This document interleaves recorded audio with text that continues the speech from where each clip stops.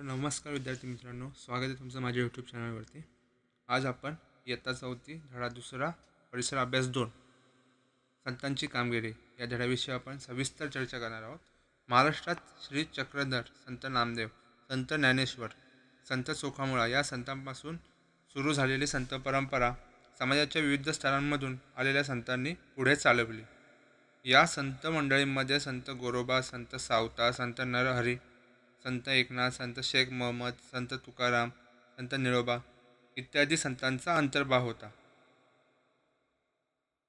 त्याचप्रमाणे संत जनाबाई, संत सोयराबाई, संत निर्मळाबाई, संत मुक्ताबाई, संत कान्होपात्रा आणि संत बहिणाबाई शिरोडकर यांचाही अंतर्भाव होता. अशा प्रकारे महाराष्ट्राच्या संत परंपरेत विविध संत होऊन गेले.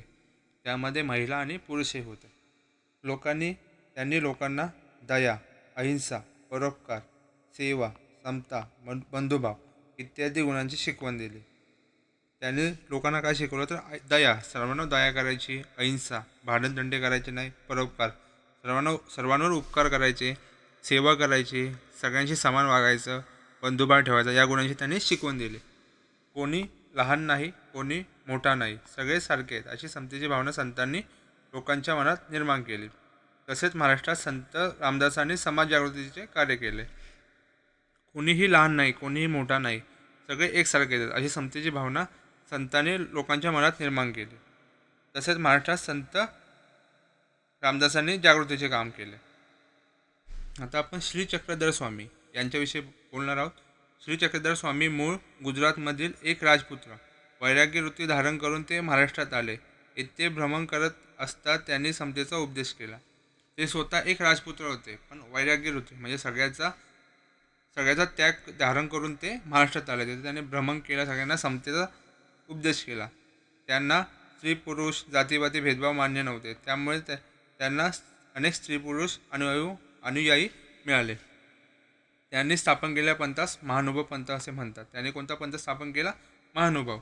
श्री चक्रधर स्वामींच्या आठवणींचा संग्रह म्हणजे लीळाचरित्र होय. लीळाचरित्र हा ग्रंथ होय. आता संत नामदेव विठ्ठलाचे निस्सीम भक्त होते. ते नरसी गावचे राहणारे. त्यांनी अनेक अभंग रचले, कीर्तने केली व जनतेत जागृती निर्माण केली. त्यांनी भागवत धर्माच्या प्रसारासाठी महाराष्ट्रभर संचार केला. त्यांनी लोकांना भक्तीची शिकवण दिली. धर्मरक्षणाचा व भक्तिमार्गाचा त्या गंभीर लोकांच्या मनात निर्माण केला. संत नामदेवांनी पुढे भारतभर प्रवास करून मानव धर्माचा संदेश पोचवला. ते पंजाबात गेले. तेथील लोकांना त्यांनी समतेचा संदेश दिला. हिंदी भाषेत पदे लिहिली. त्यांची काही पदे आजही शीख लोकांच्या गुरु ग्रंथसाहेब या धर्मग्रंथात समाविष्ट आहेत. महाराष्ट्रात तर त्यांचे अभंग मोठ्या भक्तीने गायले जातात. म्हणजे संत नामदेव महाराष्ट्रात तसे पंजाबमध्येही खूप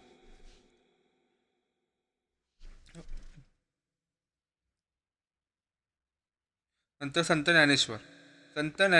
ज्ञानेश्वर आपे गावचे राहणारे. निवृत्तीनाथ व सोपानदेव हे त्यांचे बंधू. मुक्ताबाई ही त्यांची बहीण. त्यावेळचे कर्मठ लोक या मुलांना संन्यासाची मुले असे नावं ठेवत.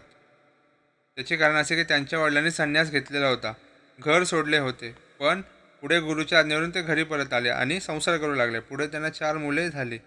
हे त्या वेळच्या कर्मठ लोकांना मान्य नव्हते. लोकांनी त्यांना वाईट टाकले होते. लोक त्यांच्या मुलांचा खूप छळ करत. म्हणजे संत ज्ञानेश्वरांचे वडील त्यांनी संन्यास घेतला होता, परंतु गुरु आज्ञेवरून ते परत घरी आले व संसार करू लागले. नंतर त्यांना 4 मुले झाली, पण तेथील तेव्हाच्या कर्मठ लोकांना ते मान्य नव्हतं, म्हणून लोकांनी त्यांना वाईट टाकलं, म्हणजे त्यांच्यावर बहिष्कार टाकला. ज्ञानेश्वर एकदा भिक्षेची झोळी घेऊन गावात गेले, पण कोणी त्यांना भिक्षा दिली नाही. सगळीकडे वेडेवाकडे बोल ऐकावे लागले. त्यांच्या बालमनाला खूप दुःख झाले. ते आपल्या झोपडीत आले. झोपडीचे दार बंद करून दुःख करत बसले. इतक्यात मुक्ता आली. गवताच्या ताटीवर टिचक्या मारत ती ज्ञानेश्वरांना म्हणाली, ताटी उघडा ज्ञानेश्वरा. अहो, आपण दुःखी कष्टी होऊन कसे चालेल? जगाचे कल्याण कोण करेल? बहिणीच्या उपदेशाने ज्ञानेश्वरांना हुरूप आला. दुःख विसरून ते कामाला लागले. ठिकठिकाणी गोरगरिबांचा, मागासलेल्या लोकांचा धर्माच्या नावाखाली छळ होत होता. तेव्हा ज्ञानेश्वरांनी लोकांना कळकळीचा उपदेश केला. ईश्वरावर श्रद्धा ठेवा, सगळ्यांशी समतेने वागा, दुःखी माणसांना मदत करा, त्यांचे दुःख नाहीसे करा. त्यांचा उपदेश गेली 700 वर्ष महाराष्ट्राच्या कानाकोपऱ्यात एकसारखा घुमत आहे. संत ज्ञानेश्वर हे महाराष्ट्रातील खूप प्रसिद्ध संत आहेत. त्या काळात धर्माचे ज्ञान संस्कृत ग्रंथामध्ये बंदिस्त झाले होते. सर्वसामान्य लोकांची बोलण्याची व्यवहाराची भाषा मात्र मराठी होती. ज्ञानेश्वरांनी मराठी भाषेतून ज्ञानेश्वरी हा फार मोठा ग्रंथ लिहिला. धर्माच्या ज्ञानाचे भांडार त्यांनी लोकांना खुले करून दिले. लोकांना बंधुभावाची शिकवण दिली. ज्ञानेश्वरांनी तरुण वयात पुण्याजवळ आळंदी येथे जिवंत समाधी घेतली. आता जेव्हा पूर्वीचे सर्व वेद होते ते संस्कृतमध्ये होते, तर एक ट्रान्सलेशन प्रक्रिया आहे, गुगल ट्रान्सलेटर आपण वापरतो, तेव्हा तसं काम ज्ञानेश्वरांनी तेव्हाच्या काळात केलं. त्याने ज्ञानेश्वरी मराठी भाषेतून लिहिली. त्यामुळे गोरगरीब लोकांना ती वाचण्यासाठी सोपी पडू लागली. आजही लाखो लोक मोठ्या भक्तिभावाने दरसाल आषाढी कार्तिकीला आळंदी पंढरीला जातात. संत ज्ञानेश्वरांनी जिथे समाधी घेतली होती आणि संत ज्ञानेश्वर पंढरीचा महिमा खूप गात होते, म्हणून आषाढी कार्तिकी एकादशी असते तेव्हा खूप सारे लोक भक्तिभावाने तिथे जातात. नंतर आहेत संत एकनाथ. संत नामदेव, संत ज्ञानेश्वर यांची कार्याची परंपरा संत एकनाथांनी पुढे चालवली. ते पैठणचे राहणारे होते. त्यांनी भक्ती मार्गाचा प्रसार केला. त्यांनी अनेक अभंग, ओव्या व भारुडे लिहिली. कोणताही उच्च भेदभाव मानू नका असा त्यांनी लोकांना उपदेश केला. भक्तीचा मोठेपणा त्यांनी लोकांना पटवला. गोरगरिबांना, मागासलेल्या लोकांना त्यांनी जवळ केले. इतकेच नाही तर मुक्या प्राण्यांवर देखील त्यांनी दया केली. प्राणीमात्रांवर दया करा असा लोकांना त्यांनी उपदेश केला. संत एकनाथ जसे बोलत तसे वागत. एके दिवशी गोदावरी नदीवर स्नानाला निघाले होते. दुपारची वेळ होती. ऊन रखरखत होते. वाळवंट तापले होते. त्या तापलेल्या वाळवंटावर एक पोरके पोर रडत बसले होते. त्याच्या रडण्याचा आवाज नाथांच्या कानी आला. त्यांनी त्याचे आईबाप जवळ आहेत का यासाठी तिकडे पाहिले. धावत त्या मुलाजवळ गेले. त्यांनी ते पोर उचलून कडेवर घेतले. त्याचे डोळे पुसले. त्याच्या घरी पोचते गेले. अशा रीतीने स्वतःच्या आचरणातून संत एकनाथांनी समतेची व ममतेची भावना लोकांवर बिंबवली. संत तुकाराम. शिवाजी महाराजांच्या काळात तुकाराम व रामदास हे संत होऊन गेले. संत तुकाराम हे पुण्याजवळील देहू गावचे राहणारे. त्यांच्या घरी शेती भाती होती. त्यांची किराणा मालाची दुकाने होते. त्यांचे वाडवडील आडल्या कर्ज देत, पण तुकारामाने आपल्या वाटणीचे कर्ज खाते इंद्रायणी नदीमध्ये बुडवले आणि अनेकांना कर्जमुक्त केले. जवळच्या डोंगरावर जाऊन ते विठ्ठलाचे भजन करत, आषाढी कार्तिकीला पंढरीला जात, कीर्तन करत, अभंग रचत आणि ते अभंग लोकांना म्हणून दाखवत. हजारो लोक त्यांच्या कीर्तनाला येत. शिवराजसुद्धा त्यांच्या कीर्तनाला जात असत. संत तुकाराम लोकांना दया, शांती याची शिकवण देत, समतेचा उपदेश करत. जे का रंजले गांजले त्यासी म्हणे जो आपुले, तोची साधू ओळखावा, देव तेथीशी जाणावा, हा संदेश त्यांनी लोकांच्या मनावर बिंबवला. जे कोणी रंजले गांजलेले आहेत त्यांना आपण आपले मानावे आणि त्यांना जो आपल्या मानावे तोच खरा साधू आहे आणि त्यालाच देव म्हणून आपण मानलं पाहिजे.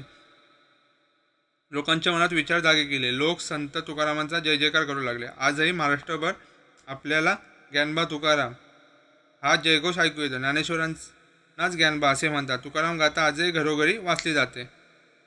संत रामदास. त्याच काळात महाराष्ट्राच्या कडेपारीत जय जय रघुवीर समर्थ अशी रामदासांची गर्जना घुमत होती. त्यांचा जन्म मराठवाड्यात गोदावरी नदीच्या काठी जांब या गावी रामनवमीच्या दिवशी झाला. रामदासांचे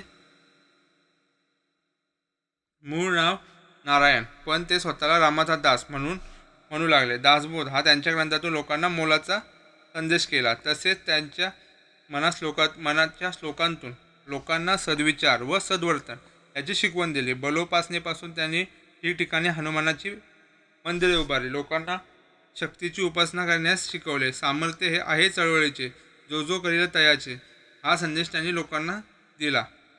रामदासांनी लोकांना संघटना करण्याची व अन्यायाविरुद्ध प्रतिकार करण्याची स्फूर्ती दिली. त्यामुळेच त्या काळच्या लोकांना धीर आला.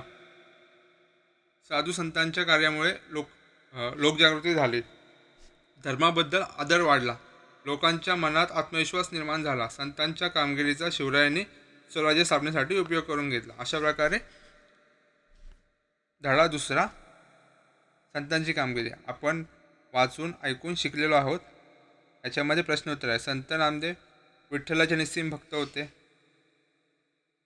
संत तुकारामांनी आपल्या वाटण्याची कर्ज खाती इंद्रायणी नदीमध्ये. बलोपासनासाठी कोणती हनुमान मंदिर आहे. ज्ञानेश्वर तरुण वयात आळंदी येथे जिवंत समाधी घेतली. आणि एका वाक्यात उत्तरे आहेत, 2-3 शब्दात आहेत. ती पुढच्या व्हिडिओमध्ये मी नक्की देईल तुम्हाला. आता व्हिडिओ आवडले असल्यास